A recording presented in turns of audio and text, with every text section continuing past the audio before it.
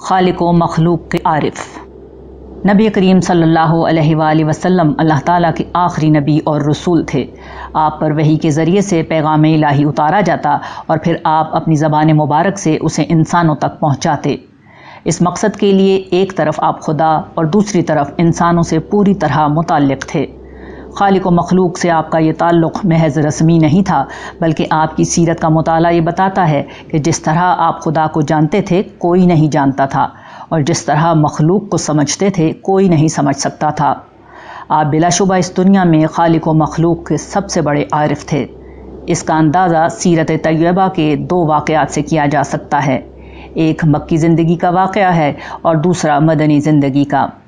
یہ دونوں واقعات آپ کی عارفانہ زندگی کے کلائمیکس یا نقطۂ عروج کی حیثیت رکھتے ہیں۔ مکی زندگی کا واقعہ۔ مکہ مکرمہ میں اعلان نبوت کے بعد آپ کو قریش مکہ کی طرف سے زبردست مزاحمت کا سامنا کرنا پڑا۔ عام لوگ گرچہ ایمان لاتے رہے مگر سرداروں میں سے کوئی ایمان نہ لایا۔ ابتدا میں انہوں نے کچھ ہلکی مخالفت کی، مگر پھر اسلام کے اس سیلاب کا راستہ روکنے کے لیے انہوں نے ایمان لانے والوں پر ظلم و ستم کے پہاڑ توڑ ڈالے۔ چنانچہ مسلمانوں کو حبشہ ہجرت کرنا پڑی، اور جو مسلمان مکے میں بچ گئے انہیں قریش کے بائیکاٹ کا سامنا کرنا پڑا۔ نوبت فاقوں تک آ گئی۔ کئی برس آپ کو اسی ظلم و ستم کو سہتے اور بدترین حالات میں دعوت کا کام کرتے ہوئے گزر گئے، یہاں تک کہ 10 نبوی میں آپ کا تحفظ کرتے رہنے والے جناب ابو طالب اور آپ کی مونس و غم گسار محبوب رفیقہ حیات حضرت خدیجہ رضی اللہ تعالی عنہا کا انتقال ہو گیا۔ ابو طالب کے بعد ابو لہب قبیلے کا سربراہ بنا اور آپ کو اس قبائلی حمایت سے محروم کر دیا جس کے خوف سے کفار مکہ نے آپ کو ابھی تک براہ راست کوئی نقصان نہیں پہنچایا تھا۔ چنانچہ اس کے بعد ہی وہ واقعات پیش آئے جس میں کفار نے آپ کے سر پر مٹی یا اوجڑی ڈالی اور دیگر ایسی تکالیف پہنچانی شروع کی جو ابھی تک نہیں دی تھیں۔ سفر طائف۔ ان حالات میں آپ نے ایک آخری چارے کے طور پر طائف جانے کا فیصلہ کیا۔ یہ مکہ سے 100 کلومیٹر دور ایک بلند پہاڑی مقام یا ہل اسٹیشن تھا جہاں مکہ کے سردار گرمیاں گزارا کرتے تھے۔ آپ یہ طویل فاصلہ پیدل طے کر کے اس امید پر طائف پہنچے کہ یہاں کے سرداروں میں سے کوئی ایمان لے آیا تو اس کے اثر سے قریش بھی ایمان لے آئیں گے یا پھر ان کے شر سے مسلمانوں کو کچھ تحفظ مل جائے گا۔ اس سفر میں حضرت زید بن حارثہ بھی آپ کے ساتھ تھے۔ آپ نے یہاں آباد قبیلہ بنو ثقیف کے 3 سرداروں سے مل کر انہیں دعوت اسلام دی، مگر انہوں نے توہین آمیز جواب دے کر آپ کی دعوت کو رد کر دیا۔ آپ نے یہاں 10 دن قیام کر کے کم و بیش ہر اہم سردار کو دعوت دی، مگر طائف کے ان پتھروں پر کوئی جونک نہ لگی، بلکہ یہ لوگ اپنی سنگ دلی میں اہل مکہ سے بھی آگے بڑھ گئے۔ انہوں نے شہر کے اوباشوں کو آپ کی اذیت رسانی کی مہم پر لگا دیا۔ چنانچہ وہ تالیاں پیٹتے، سیٹیاں بجاتے، جملے کستے، گالیاں دیتے آپ کے ساتھ ساتھ چلتے جاتے۔ یہ تماشا دیکھنے کو بھیڑ جمع ہو گئی۔ اس پر شہ پا کر ان بدبختوں نے رحمت للعالمین پر پتھروں کی برسات کر دی۔ حضرت زید اپنے جسم کو ڈھال بنا کر آپ کو بچانے کی کوشش کرتے، مگر وہ کتنے پتھر روکتے۔ آپ لہولہان ہو گئے اور نالین مبارک جسم سے بہتے خون سے بھر گئے۔ آخرکار طائف سے 3 میل دور ایک باغ میں آپ نے پناہ لی تو ان اوباشوں سے جان چھوٹی۔ بے مثال دعا۔ یہی وہ وقت تھا جب نبی کریم صلی اللہ علیہ وآلہ وسلم نے وہ دعا مانگی جس نے تاریخ کا رخ موڑ دیا۔ دعا کا ترجمہ درج ذیل ہے: یا اللہ، میں تجھ ہی سے اپنی کمزوری، بے سر و سامانی اور لوگوں میں اپنی بے قدری کا شکوہ کرتا ہوں۔ اے سب سے بڑھ کر رحم کرنے والے، تو ہی ضعیفوں کا رب ہے اور میرا رب بھی تو ہی ہے۔ تو مجھے کن لوگوں کے حوالے کر رہا ہے؟ کسی بیگانے توش رو کے یا کسی دشمن کے جس کے ہاتھ میں تو نے میرا معاملہ دے دیا ہے؟ اگر مجھ پر تیرا غضب نہیں تو مجھے کوئی پرواہ نہیں، لیکن تیری عافیت میرے لیے کافی ہے۔ میں تیری ہستی کے اس نور کی پناہ چاہتا ہوں جس سے تاریکیاں روشن ہو گئیں اور دنیا و آخرت کے معاملات درست ہوتے ہیں کہ مجھ پر تیرا غضب اترے یا تیری ناراضی مجھ پر آئے۔ تیری رضا ہی مطلوب ہے یہاں تک کہ تو راضی ہو جائے، اور تیرے سوا کوئی طاقت ہے نہ قوت۔ اس دعا کے الفاظ میں وہ تڑپ ہے جو کسی ترجمے یا تشریح میں بیان نہیں کی جا سکتی۔ اس میں ہر وہ اسلوب موجود ہے جس سے اللہ تعالیٰ اپنے بندے کی طرف توجہ کرتے ہیں۔ اس میں شکوہ ہے، مگر یہ شکوہ اپنی ذات کے حوالے سے کوئی شکایت نہیں، بلکہ اس کام کے حوالے سے فریاد ہے جو اللہ ہی کا تھا اور اس کام کے کرنے والوں کی مدد کا اللہ نے وعدہ کر رکھا ہے۔ اس میں اظہار عجز اور اضطرار ہے۔ مضطر کی فریاد کا جواب دینا اللہ نے اپنے ذمے لے رکھا ہے۔ اس میں امید ہے، اس ہستی سے امید جس سے مایوسی کفر ہوتی ہے۔ اس میں سوال ہے، اس ہستی سے سوال ہے جس سے مانگنے والا کبھی محروم نہیں رہتا۔ اس میں دینے والے کی غیرت کو پکارا گیا ہے۔ اس میں تنہا صاحب اقتدار بادشاہ کے غضب سے عافیت اور پناہ کی درخواست ہے۔ اس میں توحید ہے، اس میں حمد ہے، اس میں تفویض ہے، اس میں توکل ہے، اس میں رضا ہے۔ غرض اس دعا میں ہر وہ چیز جمع ہے جس کی وجہ سے اللہ تعالیٰ بندوں کے حال پر توجہ کرتے ہیں۔ لیکن حیرت انگیز طور پر اس دعا میں دعا نہیں ہے، یعنی اس میں اللہ تعالیٰ سے براہ راست کچھ نہیں مانگا گیا ہے۔ اس دعا کو بار بار پڑھنے سے جو بات واضح ہوتی ہے کہ مانگنے والا اپنا تن من دھن راہ خدا میں لگا چکا ہے۔ ایک آخری سرمایہ عزت نفس کی شکل میں بچا تھا، وہ بھی آج طائف کے بازاروں میں خدا کے لیے لٹا دیا۔ مگر پھر غم دل سنانے کی بجائے صرف یہ فکر دامن گیر ہے کہ رب ناراض نہ ہو جائے۔ جسم ہے کہ خون سے لہو لہان ہے، دل ہے کہ ٹوٹ کے کرچی کرچی ہو گیا ہے، مگر لبوں پر جب التجا آتی ہے تو نہ دشمن کے لیے بد دعا ہوتی ہے، نہ اپنے لیے کچھ مانگا جاتا ہے۔ تاریخ ساز دعا، یہ دعا تاریخ کا رخ موڑ دیتی ہے۔ احادیث، سیرت اور تاریخ کا مطالعہ صاف بتاتا ہے کہ اس دعا کے بعد سب کچھ بدل گیا۔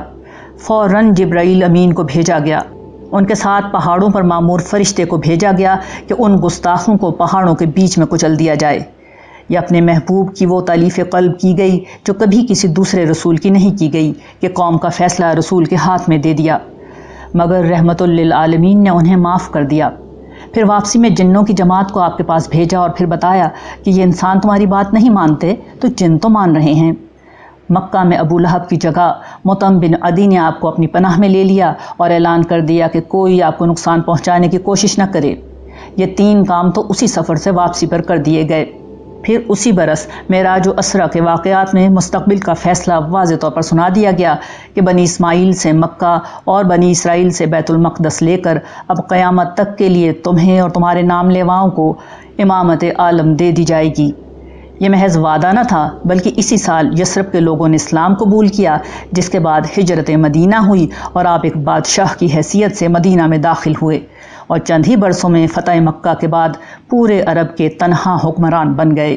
پھر ربع صدی کے اندر نبی آخر الزماں کو ماننے والے پوری متمدن دنیا کے حکمران بن گئے، اور پھر قیامت تک کے لیے کروڑوں اربوں لوگ پیدا ہوئے جو نبی کا نام سن کر سر عقیدت سے جھکا دیتے ہیں۔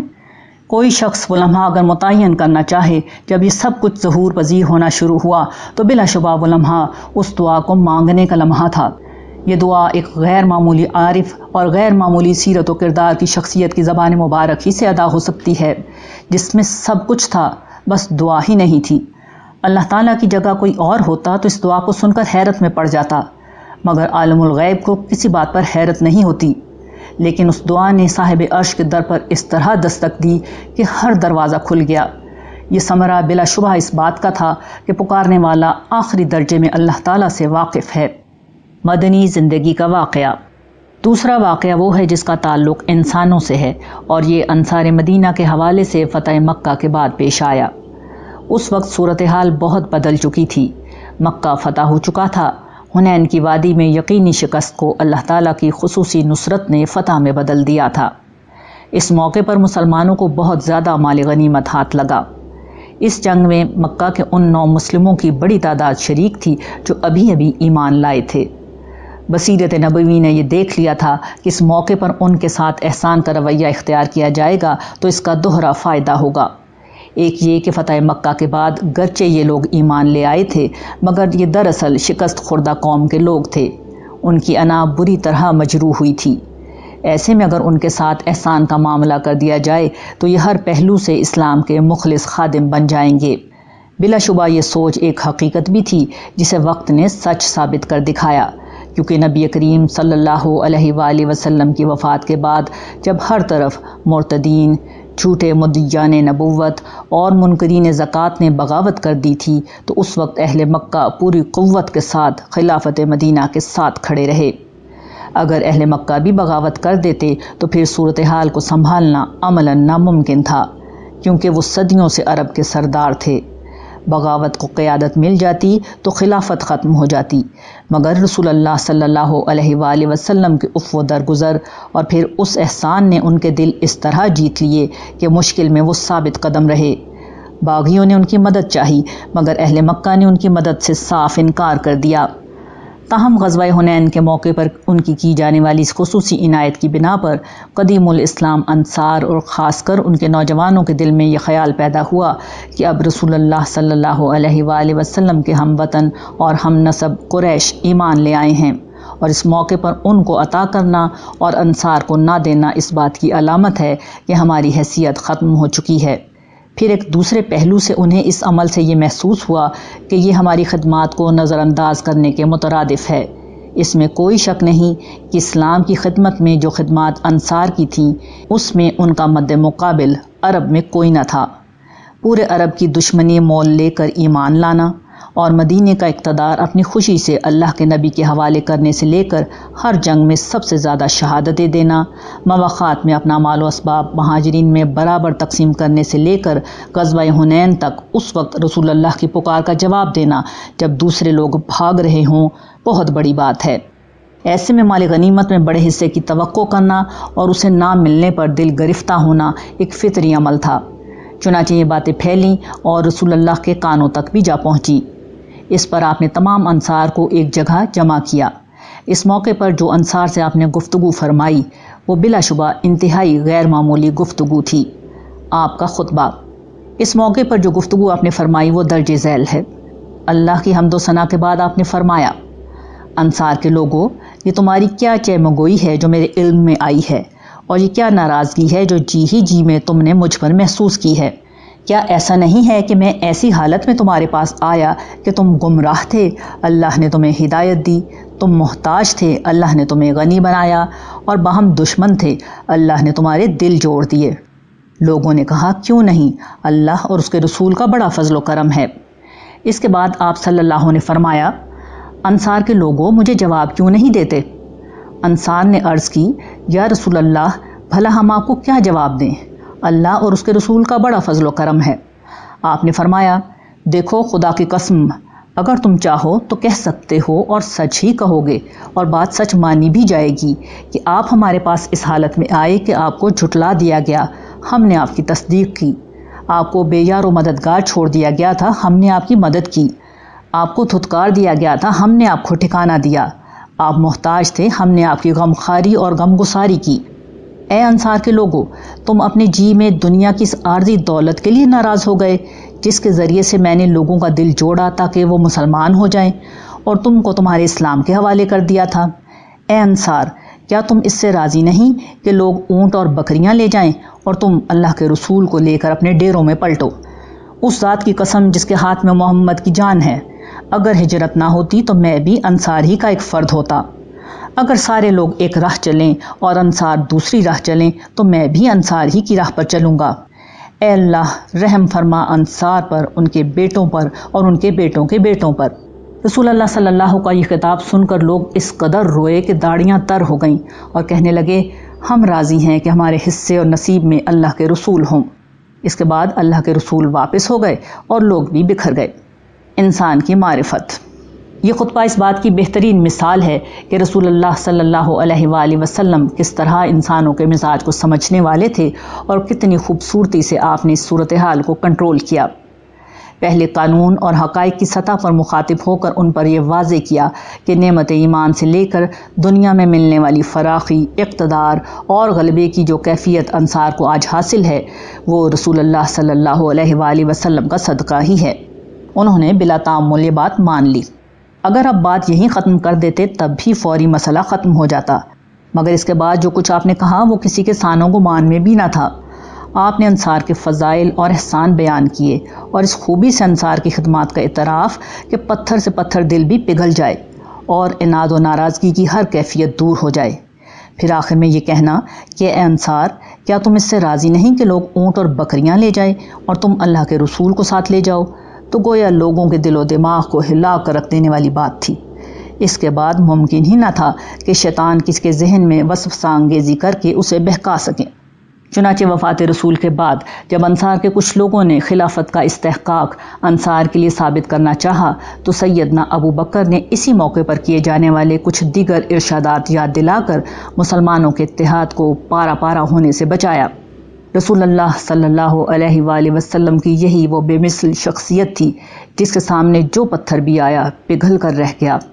اللہ تعالیٰ کی طرف سے رؤوف و رحیم کا خطاب پانے والی یہی شخصیت آج انسانیت کے سامنے پیش کرنے والی سب سے بڑی چیز ہے۔